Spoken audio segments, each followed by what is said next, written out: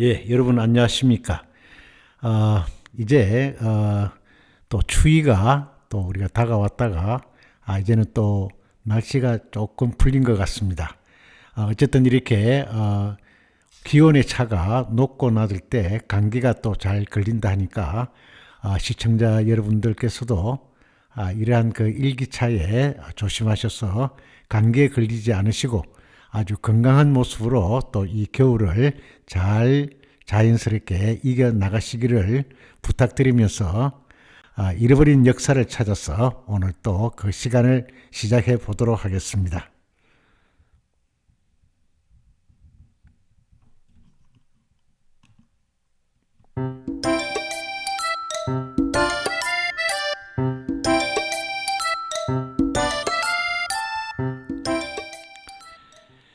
예, 저희들은 지금까지 일제 식민사학자들에 의해서 우리의 역사가 어떻게 조작되어졌는지에 대해서 우리가 그동안 알아보았습니다. 이제는 저희들이 이러한 그 일제가 우리나라의 역사를 왜곡하는 그 결정적인 이유가 그들의 그 허구한 임나 일본부설 그것을 토대로 한 조선의 침략을 정당화 합리화하기 위해서 우리의 역사를 임나 일본부를 토대로 해서 조작을 했다고 했습니다. 그래서 그네들의 조선 침략에 대한 정당성과 합리화를 얻기 위해서 그 발판으로 여겼던 임나 일본부 설도 참으로 심각한 우리에게는 문제이지만은 또 우리에게 또 하나의 역사 왜곡의 문제가 있는데 그것이 바로 중국의 동북공정이라고 하는 것입니다.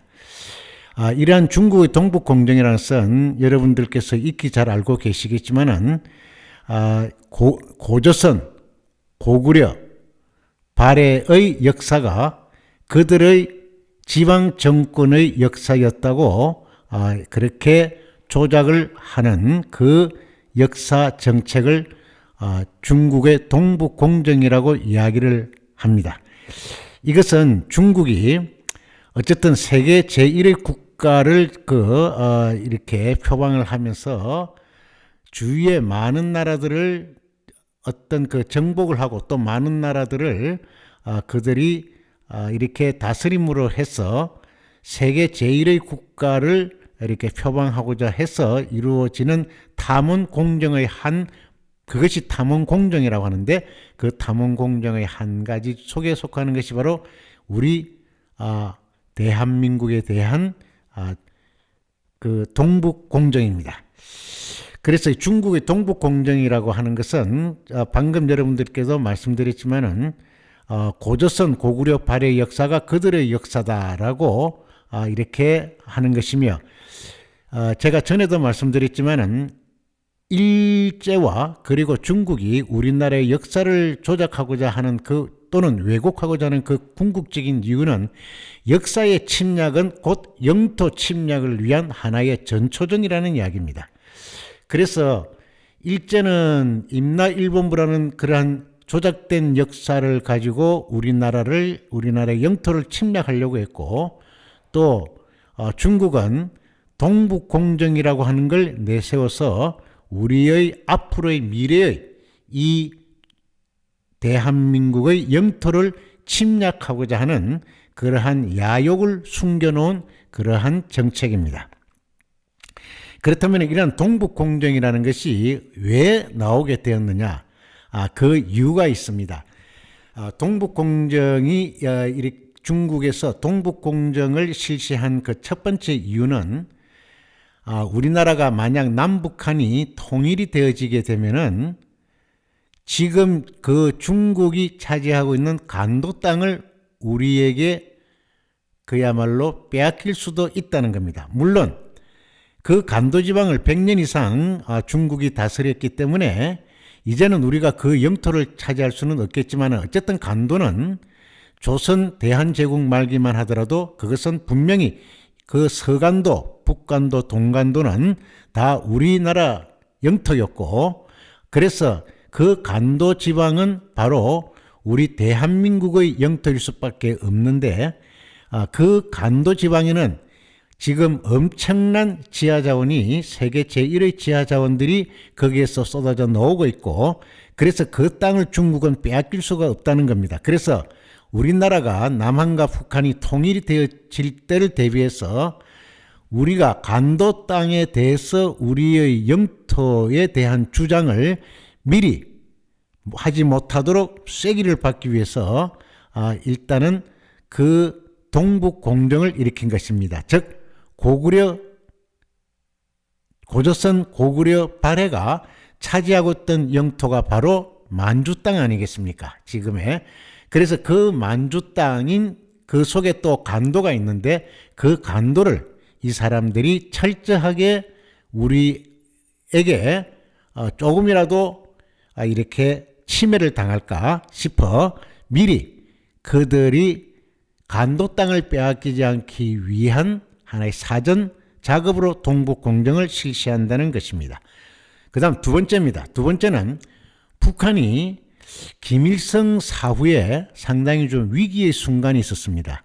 그때의 중국은 여차해서 북한이 쓰러지게 되면은 그 북한 땅을 신속하게 차지하기 위해서 고조선 고구려 발해의 역사는 중국의 역사였다 해서 그 고조선 고구려 발해가 터전을 잡고 있던 만주 땅, 그 만주 땅에 있는 그러한 땅뿐만이 아니라 북한 지역까지도, 고구려가 있던 북한 지역까지도 중국의 영토였음을 이 사람들이 사전에 못을 박아서 중국이 여차해서 쓰러지게 되면은 이렇게 이 북한을 손쉽게 점령하기 위한 수단으로서 이렇게 이제 이러한 주장을 하게 되는 것이지. 그래서 그러면 거기에 대한 신빙성은 있느냐? 예, 있습니다.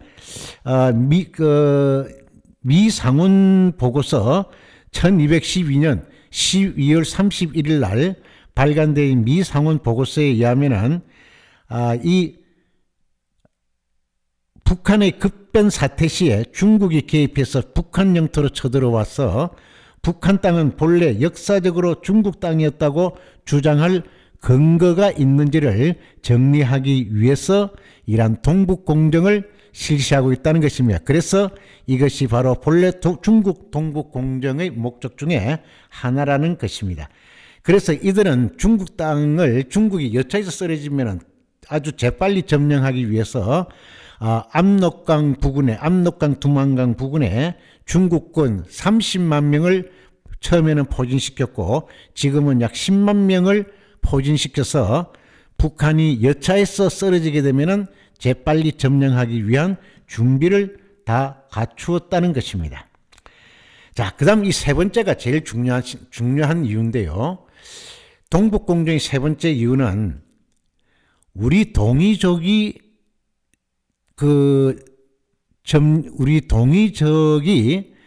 살고 있었던 옛 땅, 거기에서 세상에 홍산 문명이라는 게 등장이 되어졌습니다. 이 홍산 문명이라고 하는 것이 일제시대 때에 이러한 그 홍산 문명을 이 일본인 역사학자들이 발굴을 해내게 되는데, 이 홍산 문명을 중국 쪽에서 다시 또 1980년대 이후에 그 지역을 중심으로 해서 홍산 문명을 파보니까, 더 유적을 탐사해 보니까 세상에 약 8,500년에서 9,000년 전의 세계 최고의 문명이 나왔다는 겁니다. 이 문명은 그야말로 중국의 황하 문명, 이집트 문명, 메소포타미아 문명, 인더스 문명보다 앞서는 세계 최고의 문명이 나왔다는 겁니다.